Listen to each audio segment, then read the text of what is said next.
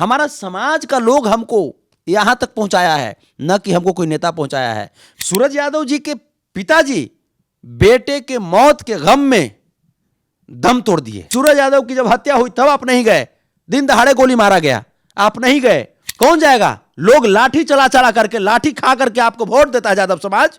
यादव समाज का जब खून बहेगा, आंख जब नम होगी, तो कौन पूछने जाएगा? आंसुओं को कौन पूछेगा? और बाकी एक दिन जिए चाहे 100 साल जिए, वो भी स्वाभिमान के साथ जीना पसंद करेगा। मैं भी कृष्ण का भक्त हूं, मैं भी कृष्ण का खानदान हूं। आप इसके लिए हमको जो कुछ कर दीजिए, फांसी पर लटका दीजिए, चाहे गोली मरवा दीजिए। अपने दिवंगत भाई सूरज बिहारी की इंसाफ की लड़ाई लड़ेंगे। जो भी उनके हत्यारे होंगे उनको सजा दिलवाएंगे हम न्यायालय के द्वारा। लोगों का आवाज बनकर आप काफी तेजी से अपनी बातों को रखते हैं, प्रमुखता से रखते हैं। जिस तरीके से सूरज बिहारी का मामला निकलकर सामने आया, दुलाल चंद का मामला निकलकर सामने आया, राघोपुर से मामला निकलकर सामने आया, आज तक यादव के कोई बड़े नेता वहां नहीं गए। एक तेज प्रताप यादव ने फोन पर बात कर लिया, विधानसभा में एक बार नाम का जिक्र हो गया, बस इतना ही भर जी। तेजस्वी यादव, बस इतना ही भर है क्या यादव नेता बिहार में? तो हम यही तो सवाल पूछते हैं ना, हमारा यही शायद गुनाह है सवाल पूछना। तो हम तो सवाल पूछेंगे ना भाई। हमको आज अगर संतोष यादव को 2 लोग जानता है तो किनके वजह से? हमारे समाज की वजह से। हमारा समाज का लोग हमको यहां तक पहुंचाया है, न कि हमको कोई नेता पहुंचाया है। मैं लालू प्रसाद यादव जी का मैं सम्मान कल भी करता था, आज भी करता हूं, आजीवन करता रहूंगा। लेकिन मैं परिवारवाद को मैं सपोर्ट नहीं कर सकता साहब। मैं परिवारवाद को सपोर्ट नहीं कर सकता, यह मुझसे नहीं होगा भाई। आप रहे राजा, उसके बाद उनका बेटा राजा, उसके बाद उनका बेटा राजा, अब बाकी यादव धर्री बिछाने के लिए काम आएगा क्या? पूरे बिहार में कोई ऐसा यादव का लाल नहीं है जो यादवों का नेतृत्व कर सकता है इनके परिवार के अलावे? सूरज यादव के बारे में क्या कहेंगे? उनके पिता भी नहीं रहे। सूरज यादव जी के पिताजी बेटे के मौत के गम में दम तोड़ दिए। ये व्यक्ति जाएंगे वहां पे, हम उम्मीद करते हैं कि पहुंचे। हम तो अभी भी करें, पहुंचिए आप। दुलार चंद यादव के यहां नहीं गए आप, जो 35 साल तक आपका झंडा ढोते ढोते गोली खा गए। सूरज यादव के यहां पहुंचिए। सूरज यादव की जब हत्या हुई तब आप नहीं गए, दिन दहाड़े गोली मारा गया, आप नहीं गए। सिर्फ आप एक टैब में आप भाषण पढ़ते हैं विधानसभा में। भाषण पढ़ने से प्रशासन काम करेगा? धरातल पे कौन जाएगा? कौन जाएगा? लोग लाठी चला चला करके, लाठी खा करके आपको वोट देता है यादव समाज। यादव समाज का जब खून बहेगा, आंख जब नम होगी, तो कौन पूछने जाएगा? आंसुओं को कौन पूछेगा? राघोपुर में भी ऐसी घटनाएं नहीं। राघोपुर में हुआ था, राजकुमार यादव का हत्या हुआ था चुनाव से पहले।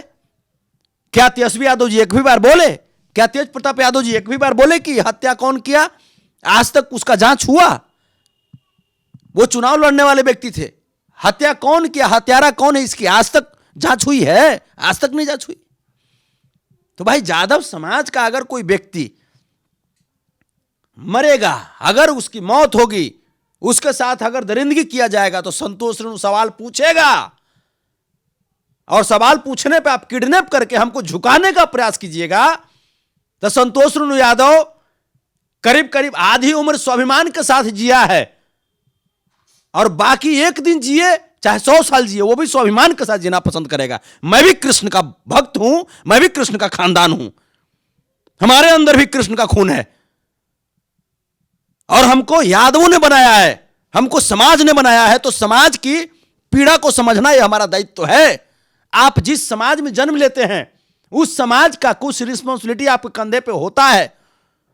हर समाज का सम्मान हम करते हैं। जो समाज के लोग हैं, हर समाज के लोग, हर समाज के नेता को यह चाहिए कि कम से कम एटलीस्ट अपने समाज की पीड़ा को समझें। हम भी यादव समाज का प्रतिनिधित्व करते हैं। यादव समाज के आंसुओं को अगर हम नहीं समझेंगे तो कौन समझेगा? तो हम सवाल तो पूछेंगे आपसे। आप किसी को पीटिएगा, किसी को नंगा करके वीडियो बनाइएगा, तो विरोध तो हम जताएंगे। आप इसके लिए हमको जो कुछ कर दीजिए, फांसी पर लटका दीजिए, चाहे गोली मरवा दीजिए, लेकिन जब तक जिंदा रहेंगे विरोध हम करेंगे आपकी गलत नीतियों का। दुलाल चंद के यहाँ आप गए थे तो उसका खामियाजा क्या हुआ? आपको भुगतना पड़ा, आपने देखा। अब आप सूरज बिहारी का बार बार जिक्र कर रहे हैं। जाएंगे वहां भी हम जाएंगे। हम थोड़ा सा आर्थिक रूप से हम कमजोर हैं, पूर्णिया दूर पड़ता है, जाने में कम से कम 10,000 रुपए खर्चा है। ये चलते हम आर्थिक रूप से थोड़ा सा कमजोर हो गए हैं। इन्हीं लोगों के चक्कर में 10 महीना तक जेल हम खटे।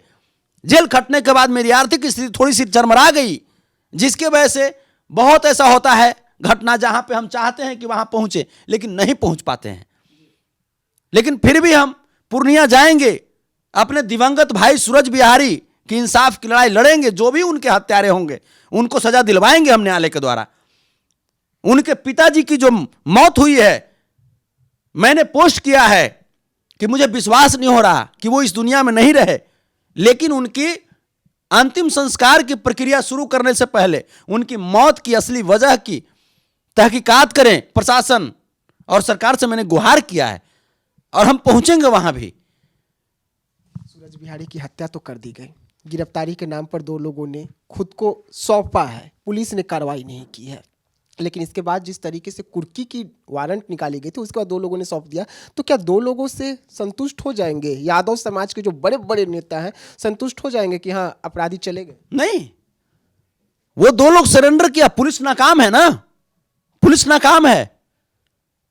तो पुलिस नाकाम है तो हम तो सवाल हम पूछेंगे सम्राट चौधरी जी से, गृह मंत्री जी से, कि आपकी पुलिस अब तक सूरज बिहारी के हत्यारों को क्यों नहीं पकड़ पाई? और शायद इसी डर से कि अब हमारे लिए न्याय की व्यवस्था नहीं है, इसी बात को सोचते सोचते उनके पिता की हार्ट अटैक आ गई, उनके पिता चले गए इस दुनिया से। तो हम तो अपने समाज की जब बात आएगी तो अपने समाज की तकलीफ चाहे कोई भी हो, हम अपने समाज की तकलीफ हम रखेंगे।